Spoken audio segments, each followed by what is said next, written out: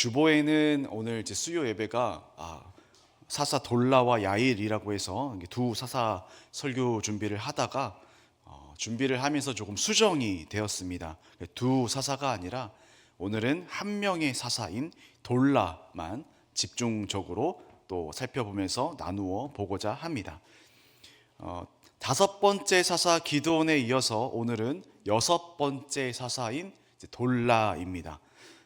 저에게는 사사기에 나오는 12명의 사사들 중에 저에게 어떤 사사를 제일 좋아하십니까? 라는 질문을 우리 성도님들께서 굳이 저에게 하시지는 않겠지만, 만약 그런 질문을 저에게 해 주신다면은 저는 개인적으로 12명의 사사 중에 제일 좋아하는 사사가 오늘 살펴볼 돌라라는 사사라고 말씀드리고 싶습니다. 돌라는 성경에서 딱 두 절로만 소개를 하고 있습니다. 우리 함께 본 본문 두 절이 돌라를 소개하는 유일한 성경의 말씀인데요, 우리 한번 1절 2절을 다시 한번 읽어보도록 하겠습니다. 시작. 아비멜렉의 뒤를 이어서 이사갈 사람 도도의 손자 부하의 아들 돌라가 일어나서 이스라엘을 구원하니라. 그가 에브라임 산지 3일에 거주하면서 이스라엘의 사사가 된 지 23년 만에 죽음에 3일에 장사되었더라. 돌라에 대한 성경의 정보는 그렇게 많지 않습니다. 그래서 돌라가 어떤 사사였고 어떤 인생을 살았는지 다 안다라는 것은 한계가 있습니다. 그런데 여기 1절을 보면 이상한 점이 하나 있습니다. 1절에 보니 돌라는 이사갈 사람, 즉 이사갈 지파에 속한 사람으로 소개가 됩니다. 그리고 이사갈 지파이면서 또 이상하게도 사는 곳은 에브라임 산지에 있는 3일에 살고 있었다라고 소개를 합니다. 여러분, 에브라임 산지는 에브라임 지파 안에 속한 3일이라는 지역이라는 뜻입니다. 사실 3일이 어디인지 학자들도 정확한 위치를 모릅니다. 에브라임 산지에 속해 있는 3일이라고만 알려주기 때문에, 그러니까 에브라임 지파 영토 어딘가에 있는 한 작은 도시라고 추측만 할 뿐입니다. 그러니까 특이한 일이죠. 돌라는 이사갈 지파 출신이면서 에브라임 산지, 즉 에브라임 지파에 속한 지역에서 살고 있었다라는 것이 특이한 장면입니다. 지도를 보시면 위에 지도를 보여주세요. 위에 보면은 이제 이사갈 지파의 위치와 제일 아래에 에브라임 지파의 이제 위치입니다. 그리고 가운데에 므낫세 지파가 하나 껴있죠. 가운데 므낫세 지파는 우리가 지지난주에 다뤘었던 기드온이 속했던 지파가 이 므낫세 지파입니다. 저 므낫세 지파를 가운데를 두고 마치 위아래로 찢기듯이 이사갈과 그다음 에브라임 지파, 이 지도의 구조가 사실 오늘 설교에서 좀 중요한 구조입니다. 그래서 가운데 므낫세 지파가 자리하고 있고요, 또 찢기듯이 또 이사갈과 에브라임이 위아래로 자리하고 있다라는 지도의 구조를 기억해 주시면 좋을 것 같습니다. 지도를 보아 알 수 있는 것은 위에 이사갈 지파 출신인 돌라가요, 굳이 밑에 에브라임 지파까지 내려와서 그 에브라임 지파 어느 산 속에서 살고 있었다라는 것입니다. 즉 돌라는 자신의 지파에 속해서 살고 있지 않은 것입니다. 대부분 이스라엘 사람들은 여기 이곳 가나안 땅을 정복하고 지파별로 땅을 분배해 받았습니다. 그리고 그 안에서 잘 정착해서 나는 어디 지파 출신, 이런 정체성을 가지고 살아갑니다. 이 말은 굳이 다른 지파로 이동을 하지 않았다, 굳이 다른 지파로의 이동이 필요하지 않았다라는 것을 알 수 있습니다. 그런데 간혹 지파에 상관없이 이동하면서 움직이는 사람들이 간혹 나옵니다. 성경은 이들을 가리켜서 히브리어로는 게르, 우리말로는 나그네라고 기록을 합니다. 이 나그네들은 사회적 약자입니다. 그래서 하나님께서는 성경에서 이스라엘 사람들에게 계속 말씀하셨죠. 너희가 항상 챙겨야 하는 사람은 고아와 과부와 나그네이다. 즉 약자를 살펴라 라는 말씀을 반복해서 하셨습니다. 그래서 추측하기는 돌라가 자신이 속한 이 이사갈 지파에 살지 못하고 에브라임 지파 쪽, 지금도 정확히 어딘지도 모르지만 3일이라는 지역에서 살았다는 것은 돌라가 나그네였다, 사회적 약자로 살아갔다, 그러한 신분으로 하루하루를 살아갔던 사람이 오늘 함께 살펴볼 사람 돌라라는 것을 우리가 추측해 볼 수 있습니다. 사회적 약자이면서 나그네인 돌라를 하나님은 오늘 사사로 부르셔서 사용하십니다. 그러니까 사사로 부르시는 데는요, 출신이 전혀 중요하지 않다라는 것이 사사기에서 계속 보여지는 핵심이기도 합니다. 그런데 사사로 부름을 받긴 받았지만 돌라의 이야기를 보면은 조금 이제 시시하죠. 2절밖에 되지 않고 쳐들어온 적도 없고, 그다음에 사회적 약자이면서 또 누구와 싸워서 극적인 승리를 하는 그런 스토리들을 전혀 언급하고 있지 않기 때문에 돌라는 좀 약간 시시한 사사, 중요하지 않은 사사라고 여겨질 수도 있습니다. 그러나 과연 돌라가 정말 시시하고 정말 중요하지 않은 사사일까요? 제가 이제 한 사람을 더 소개하려고 합니다. 이제 앞으로 소개할 이 사람의 스토리를 알게 되면 오늘 사사 돌라가 왜 중요한 사사인지를 우리가 더 알게 될 것입니다. 이제 소개하려는 사람의 이름은 오늘 본문의 첫 시작 1절에 살짝 등장했었던 이름, 바로 아비멜렉입니다. 1절에서 분명히 말씀하죠. 아비멜렉의 뒤를 이어서 이사갈 사람 도도의 손자 부하의 아들 돌라가 일어났다. 여러분, 그런데 이 아비멜렉이 도대체 누구일까요? 사사도 아닌데 이 사사기에 뜬금없이 등장을 했습니다. 그리고 오늘 돌라가 이 아비멜렉의 뒤를 이었다, 아비멜렉의 영향을 받았다라는 것을 알려주고 있습니다. 자, 이 아비멜렉이 누구인지 알려면 돌라보다 더 이전의 사사였던 5번째 사사 기드온의 이야기를 조금 더 해야 합니다. 왜냐하면 이 아비멜렉이 기드온의 아들이기 때문에 그렇습니다. 여러분, 5번째 사사 기드온 기억나시나요? 그러니까 바알과 싸우는 자라는 아주 좋은 별명, 여룻바알이라는 별명을 가지고 있었고, 전쟁 중에서도 그 산 밑에 맑은 호수, 하루샘, 사흐네, 그런 맑은 호수에서도 바로 앞에 있는 적군의 주둔지에 시선을 떼지 않았던 그 300명의 용사와 함께 이스라엘의 구원을 가져다 준 인물이 5번째 사사 기드온입니다. 여러분, 시간이 지나서 기드온이 말년이 됩니다. 이제 승리하여서 평화로운 이스라엘, 그 이스라엘 사람들이 기드온에게 찾아오기 시작합니다. 그리고 기드온에게 이런 요청을 합니다. 당신과 당신의 아들들이, 또 당신의 손자가 우리나라의 왕이 되어서, 그러니까 기드온 왕조로 우리 이스라엘을 다스려 주십시오. 사람들이 요청을 합니다. 당신과 당신의 아들과 당신 손자가 대대로 우리를 다스려 주옵소서. 그러니까 기드온이 엄청난 사사였다라는 것을 알 수 있는 대목이죠. 그런데 기드온은 이렇게 대답합니다. 에이, 아니다. 나와 내 아들도 내 손자들도 너희를 다스리지 않을 것이다.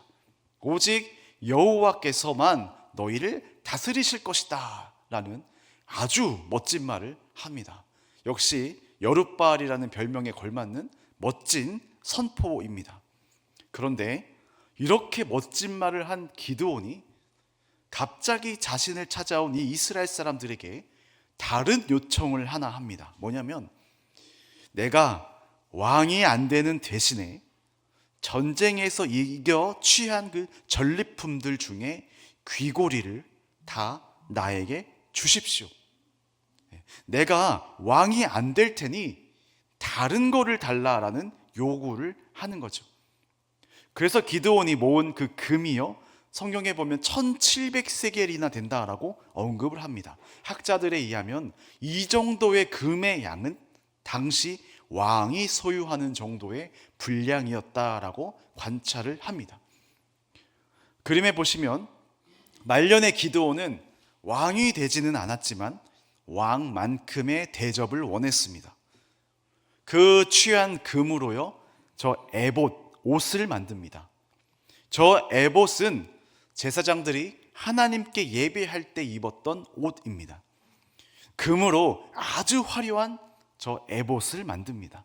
그리고 저 금 에봇을 자신의 고향인 그 므낫세 지파 안에 속해 있는 오브라라는 성읍에 저 에봇을 놓습니다. 그러니까 기드온은 자신이 왕이 안 되겠다고 말은 하지만 자신의 고향집에 저 금으로 만든 화려한 에봇 형상을 만들어 놓음으로써 마치 왕처럼 숭배의 대상이 되는 행동을 해버립니다. 성경은 기드온의 말년의 이 행동이 기드온과 그의 집에 올무가 될 것이다 라고 분명히 말씀하셨습니다. 사사기 8장 27절의 말씀입니다. 함께 읽어보겠습니다. 기드온이 그 금으로 에봇 하나를 만들어 자기 성읍 오브라에 두었더니 온 이스라엘이 그것을 음란하게 위함으로 그것이 기드온과 그의 집에 올무가 되니라. 화려한 에봇을 만들어 자기 성읍 오브라에 두었다라는 이 의미는요, 그 마을에 그 화려한 에봇을 아주 잘 보이기 위해 일부러 세웠다라는 의미입니다. 저기 두었다, 자기 성읍 오브라에 두었다라는 저 단어는 히브리어 용법에 따르면 히필이라는 용법이 사용되는데요, 이것을 쉽게 말씀드리면 능동형입니다.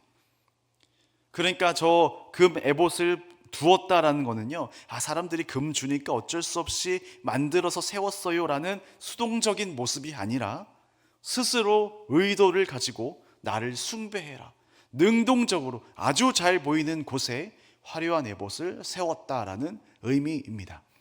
이스라엘 사람들이 이 금 에봇을 음란하게 위했다라고 표현한 것은 이 금 에봇을 우상 숭배했다라는 의미입니다. 즉 기드온은 자신이 왕이 아니라 나라의 신으로 숭배받는 그러한 모습들을 보여지게 된 것입니다.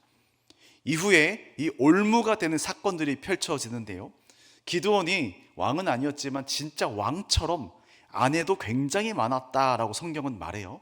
무려 기드온의 아들들이 70명이나 된다라고 소개를 합니다. 그러니까 여러 아내들에 의해서 아들들을 많이 낳은 거죠. 그리고 정식 아내가 있으면 또 첩도 있었는데요. 그러니까 세겜 지역 출신의 첩들도 있었는데요. 특히 세겜 지역, 그 므낫세 지파 안에 속한 도시에 세겜이라는 지역이 있습니다. 이 세겜 지역 출신의 첩을 통하여서 한 아들을 낳았고요. 이 세겜 지역의 첩을 통하여 낳은 아들의 이름이 바로 오늘 본문에 첫 등장하는 아비멜렉입니다. 그리고 이 아비멜렉을 낳고요, 기드온은 노년에 이제 죽게 됩니다. 자, 기드온이 여러 첩들 중에서 낳은 한 아들, 그 이름은 아비멜렉. 아비멜렉의 이름 뜻은요, 여러분, 아비는 아버지라는 뜻이고요, 멜렉은 왕이라는 뜻입니다. 즉 나의 아버지는 왕이다라는 이름 뜻입니다. 여러분, 이 이름은요 곧 이것을 자랑하는 말입니다. 나는 왕의 아들이다. 여러 아들들 중에 내가 왕의 아들이다. 여러분, 이 이름처럼 아비멜렉은 자신의 권위를 자랑하는 사람이 됩니다. 70명의 그 기드온의 아들들 중에 유독 이 아비멜렉만 내가 왕의 아들이니 내가 당연히 왕이 되어야 한다라는 왕에 대한 권력욕을 보입니다. 기드온은 왕이 아니었음에도 이 말년에 지은 죄로 자녀들이 이 왕권에 대한 집착을 보이는 것이죠. 기드온의 아들 아비멜렉은 왕이 되려는 이 권력욕을요 실제로 행동으로 옮기는데 무슨 일을 하냐면, 자신의 고향인 아까 그 지도의 가운데 므낫세 지파에 위치한 그 세겜 지역의 사람들을, 여기가 이제 고향이니까 자기 고향 사람들을 이제 꼬시는 거죠. 내 고향 세겜 사람들아, 너희는 내 아버지 기드온의 70명의 아들들이 다 여기 이스라엘을 다 다스리는 것이 좋으냐, 아니면 한 사람이 너희를 다스리는 것이 좋으냐. 너희가 리더가 70명이면 그 70명의 리더를 다 섬기려면 너희가 얼마나 힘드냐. 한 사람만 섬기는 게 낫지 않겠느냐. 세겜 사람들아, 나는 너희와 골육, 즉 형제, 나는 세겜 출신이라는 것을 기억하라. 내가 왕이 되어서 너희를 다스리는 것이 가장 좋지 않겠느냐. 이렇게 꼬시는 거죠. 그러자 세겜 사람들은 이 아비멜렉이 우리 므낫세 지파, 또 우리 고향 출신이기도 해서 우리는 한 형제다 라는 반응을 보이며 호의적인 반응을 보입니다.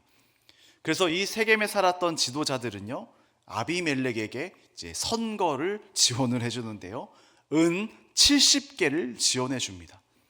여러분, 이 지원받은 돈을 선거 자원으로 잘 쓰면 되는데, 아비멜렉은 이 지원받은 이 돈으로 무엇을 하냐면 불량배들을 고용합니다. 아비멜렉은 이 불량배들을 고용해서 이 불량배들을 이끌고 70명의 아들들이 모여있는 그 기드온의 에봇이 있었던 그 오브라라는 지역으로 불량배들을 데리고 향합니다. 이 70명의 형제들이 그 오브라의 한 바위 위에 모이게 하고요, 이때 아비멜렉은 불량배들을 동원해서 그 70명의 형제들을 그 자리에서 다 한 번에 죽이게 되는 아주 끔찍한 일을 벌입니다. 그러니까 형제들끼리 이제 집안 싸움이죠. 싸움이라기보다는 아비멜렉의 일방적인 폭행인 것이죠. 아주 피를 보게 되는 끔찍한 집안 싸움이 되었습니다. 그리고 이 사건 이후에 아비멜렉은 이제 내가 스스로 왕이다, 자기가 스스로 왕이 되었다라고 선포를 합니다. 우리 9장 5절 6절의 말씀입니다. 함께 읽어보겠습니다. 오브라에 있는 그의 아버지 집으로 가서 여룻바알의 아들, 여룻바알은 기드온이죠. 여룻바알의 아들 곧 자기 형제 70명을 한 바위에서 죽였으되 다만 여룻바알의 막내 아들 요담은 스스로 숨었으므로 남으니라. 세겜의 모든 사람과 족속이 모여서 세겜에 있는 상수리 나무 기둥 곁에서 아비멜렉을 왕으로 삼으니라.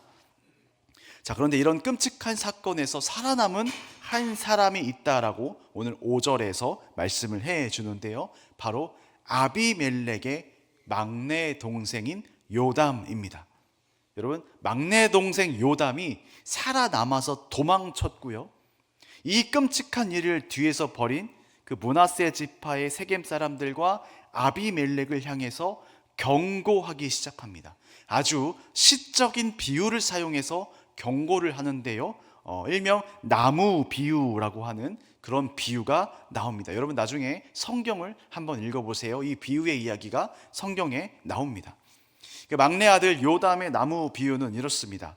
나무들이 스스로 자신들의 왕을 이제 삼으려고 이 나무 저 나무를 찾아갑니다. 처음에는 감람나무에게 갑니다. 감람나무에게 가서 우리의 왕이 되어주세요 이렇게 요청합니다. 그런데 감람나무는 거절을 합니다. 뭐라고 하면서 거절하냐면, 나에게 있는 기름은 하나님과 사람들을 위한 것인데 내가 어찌 이것을 버리고 나무들 위해서 옷줄 댈 수가 있겠습니까? 하면서 감람나무는 왕 되기를 거절합니다. 그리고 무화과 나무에게 찾아갔고요, 무화과 나무도 동일하게 왕이 되기를 거절을 합니다. 그리고 세 번째 포도나무에도 찾아갔고요, 포도나무도 하나님에 대한 이유를 대면서 나무들의 왕이 되기를 거절합니다. 그래서 이 나무들이 마지막 누구에게로 가냐면 가시나무에게로 향합니다.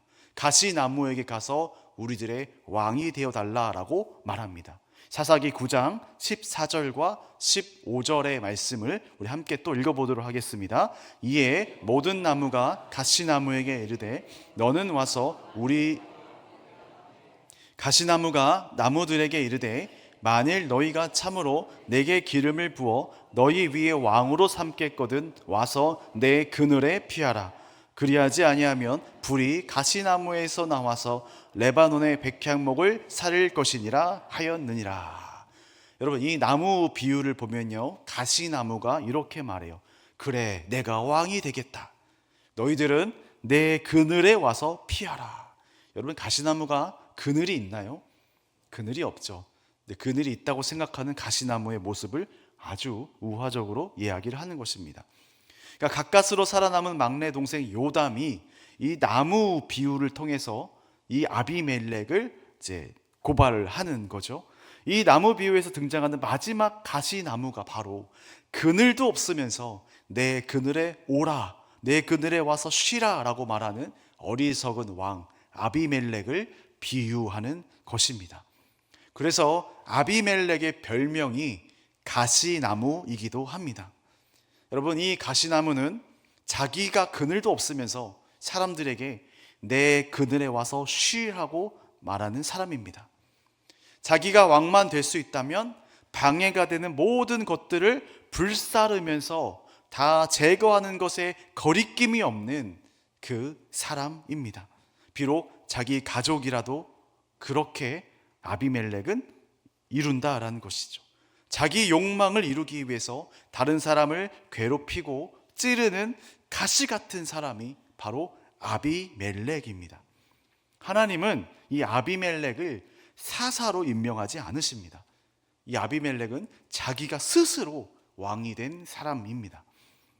이후에 이 가시나무는 아주 이스라엘을 한순간에 아수라장으로 만듭니다. 아버지 기드온 때에 한마음 한뜻으로 전쟁에 나가서 적과 싸워 승리를 경험했던 이스라엘이 이제는 굳이 적군이 쳐들어오지 않아도 자기들끼리 세력 다툼을 합니다. 자기들끼리 의심합니다. 자기들끼리 죽고 죽이는 싸움을 시작합니다. 여러분, 오늘 사사 돌라의 시대에는 다른 사사와는 다르게 쳐들어온 적군이 없다라는 것이 특징입니다. 그런데 쳐들어온 적군이 없었어도 이미 이 이스라엘은 가시나무 아비멜렉의 영향으로 인해서 내부가 찢겨지고 상처나고 엉망진창의 상황이 된 것입니다.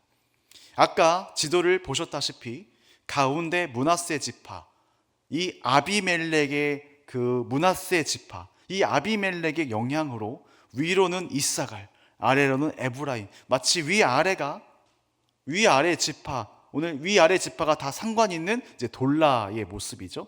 아주 두 지파가 찢겨진 것 같은, 그리고 저 두 지파와 상관 있는 이 돌라가 마치 가운데 이 아비멜렉 때문에, 그 가시나무 때문에 양 끝으로 찢어진 상태임을 보여주는 지도다라는 생각이 들었습니다. 외부의 적 때문에 힘든 게 아니라요, 내부의 한 사람 때문에 많은 사람들이 피해를 보게 된 거죠. 자기들끼리 전쟁을 치르고 피를 흘리고 자기들끼리 죽입니다. 그러니까 하나의 가시나무가 이스라엘 안에 수많은 가시나무들을 만들어 냈습니다. 오늘 여섯 번째 사사 돌라, 이사갈 출신이지만 밑에 에브라임 지파 지역인 사밀이라는 지역에서 살았고, 이 사밀이라는 지역에서 평생 살다가 죽었다라고 성경은 우리에게 알려줍니다. 여러분, 이 사밀이라는 단어에 사실은 숨겨진 뜻이 있습니다. 여러분, 사밀이라는 뜻이 무엇인지 아십니까? 바로 이 사밀은 아비멜렉의 별명인 가시나무라는 뜻입니다. 돌라가 사밀에서, 오늘 성경에서 말하죠, 사밀에서 일평생 살았다라고 언급한 것은 사밀이라는 지역을 말하는 것이 아니라 비유적으로 가시나무 아비멜렉 시대를, 그의 지배하에 내 삶이 위아래로 찢겨지고, 그래서 나는 지금 나그네로 떠돌이로 힘겹게 살아가고 있는 이스라엘 전체를 상징하는 단어가 바로 이 사밀, 가시나무라는 단어입니다. 하나님은 지금 아비멜렉의 시대, 가시나무의 시대, 즉 이 사밀의 시대를 살아가고 있는 이스라엘 백성들에게, 찢겨진 내 백성들에게 내 백성을 찾아가 위로하고 다시 하나로 만들기 위해 그 같은 힘겨운 나그네로 하루하루 삶을 버티며 살아가는 돌라를 오늘 사사로 부르셨습니다. 더 놀라운 것은요, 돌라의 이름 뜻입니다. 돌라의 이름 뜻은 벌레라는 뜻입니다. 여러분, 아무리 가시나무에서라도, 그 나무에서요, 다른 것은 못 살아도 무엇은 살아가요? 벌레는 살아갑니다. 자신의 이름처럼 돌라는 그 가시나무에서 가까스로 살아가는 벌레처럼 나그네의 삶을 계속 살아갑니다. 아마도 사사로 돌라를 불러주셨기에 돌라가 그냥 그 가시나무에서 그냥 버티며 살아갔던 것이 아니라 하나님을 의지하면서 주의 말씀 붙잡으면서 사사로서 그 삶을 끝까지 버티며 살아나가지 않았을까 생각을 해봅니다. 여러분, 어떤 훌륭한 업적을 이루어야지만이 영웅이 아닙니다. 오늘 하나님의 부르심은 힘겨운 내 삶에 최선을 다하고 하루하루 살아가는 우리 모두를 사사로, 큰 용사라고, 영웅이라고, 내 자녀들, 아들, 딸들이라고 부르고 계시다라는 사실을 믿으시기를 소망합니다. 오늘도 힘겨운 내 삶 가운데 찾아오셔서 벌레만도 못한 내 인생이 너는 벌레의 인생이 아니라고, 너의 인생은 아름다운 인생이라고, 너의 삶을 더 살아내라고, 그 삶에서 더 힘내라고, 그 삶 안에서 나를 더 예배하고 의지하라고 말씀해 주시는 분이 우리 하나님이신 줄 믿으시기를 소망합니다. 자, 그림 하나를 보여주세요. 영국의 유명한 작가 중에 한 분이신 제임스 알렌이라는 분이 계세요. 요즘 분은 아니고요, 1912년에 돌아가신 예전 분이십니다. 이분이 영국 레스터에서 태어났지만 어린 시절 아버지를 따라서 일찍 미국으로 와서 이제 생활을 하게 됩니다. 유복한 가정이었지만 결국 이 아버지가 사업에 실패하면서 파산하게 되고요. 그리고 그 파산의 다음 해에 이 아버지가 누군가에 의해서 비참하게 살해당하는 그 경험을 합니다. 이때 이 제임스 알렌이라는 사람의 나이가 15살 때입니다. 그래서 아버지가 그렇게 돌아가시자 15살이었던 이 알렌은 학교를 포기하고 가정을 지키기 위해 일을 하기 시작합니다. 그리고 30대 중반에 나름 성공을 거둡니다. 그러나 이 앨런은 어린 시절 아버지의 죽음이 상처가 되어서 이후로 계속 이제 고민을 하는 거죠. 삶이란 무엇인가를 깊이 고민하게 됩니다. 그리고 그때 기독교 세계관으로 아주 많은 작품들을 썼었던 톨스토이의 작가의 그 책의 영향을 많이 받아서 이후에 회사를 다 정리하고 젊은 나이에 다시 영국으로 넘어가게 됩니다. 영국 남서부 쪽 바닷가의 작은 마을로 이제 이사를 오게 돼요. 자신의 스승이었던 톨스토이의 가르침대로 자발적 가난의 삶을 살기 시작합니다. 삶의 단순함을 추구하면서 살기 시작합니다. 아주 영적인 자기 훈련을 시작합니다. 무엇보다 알렌은 성경 말씀 속에서 계속 빛나는 그 지혜들을 마음 깊이 새겼고, 또 이 훈련을 하면서 동양의 어떤 고전 같은 책들을 많이 경험하면서 깨달음의 시간들을 경험합니다. 이렇게 그 작은 시골 마을에서 10년 동안이나 묵상과 사색의 삶을 살았습니다. 그런데 그렇게 살다가 갑자기 이 알렌이 48세라는 젊은 나이에 1912년에 생을 마감하게 됩니다. 이분이 사색을 하는 그 동안에 여러 책들을 쓰게 됩니다. 여러 책들이 있지만 우리나라에 작년 9월에 이제 번역되어서 소개된 생각의 연금술이라는 책이 있어서 제가 요즘에 읽고 있는 책인데요. 이 알렌의 아내가 일찍 세상을 떠난 자기 남편에 대해서 이런 말을 남겼다라고 합니다. 내 남편 알렌은 스스로 실천을 통해 검증된 사실만을 책에 적었다라고 말을 해줍니다. 다음 사진이요. 이 생각의 연금술이라는 책을 보다가 와닿는 문장이 몇 개 있어서 오늘 소개를 하려고 합니다. 함께 PPT를 보시면서 제가 읽겠습니다. 슬픔도 당신의 인생이다. 사람은 오히려 슬픔과 고통에 잠긴 어두운 시간 동안 진리에 가까이 다가간다. 슬픔은 인생의 종말이 아니다. 원하는 새로운 삶의 시작점이다. 항상 기억하라. 모든 부정적인 것들과 슬픔의 가까이에 당신의 성공이 있다. 마음이 상한 자에게 치유가 기다리고 있듯 억눌렸던 당신의 내면에는 그만큼 높이 도약할 수 있다는 사실을 잊으면 안 된다. 마음에 와닿았던 구절이었습니다. 여러분, 어느 때보다 힘든 시기를 보내고 계시다면 지금이야말로 내 인생의 방향키를 다시 단단히 붙잡아야 할 때인 줄 믿으시기를 소망합니다.